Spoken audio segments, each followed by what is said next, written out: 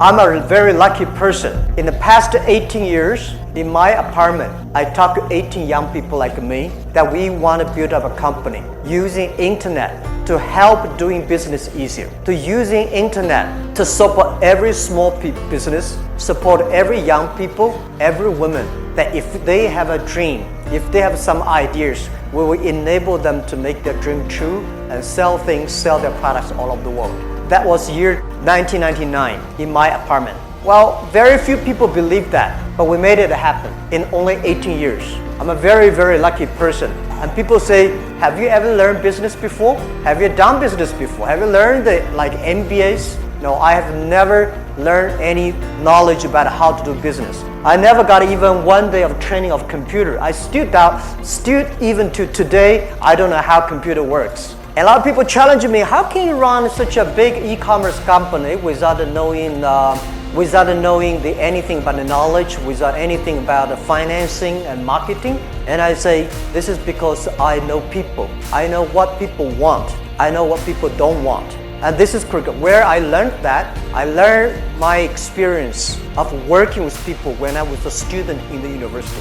I was not a good student. That's why I really don't like a lot of good students. I'm always like among the 10 or 15, never got the number 1, number 2 in my class. From primary school to university, I failed 3 times for the universities. And finally, I got into the university.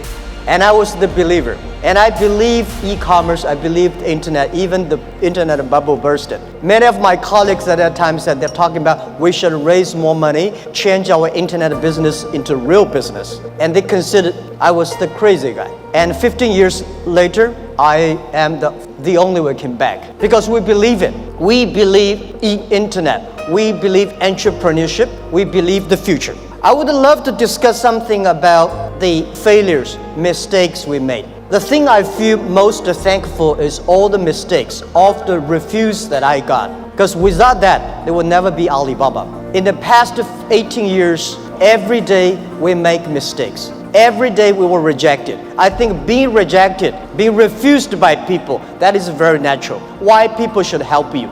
You have to prove yourself, then people would help you. Alibaba was not made today. Alibaba was made 18 years ago in my apartment. The believing that using internet empower others, using internet to help young people, small business, and women will have bright future. So it's been 18 years hard working. We came here.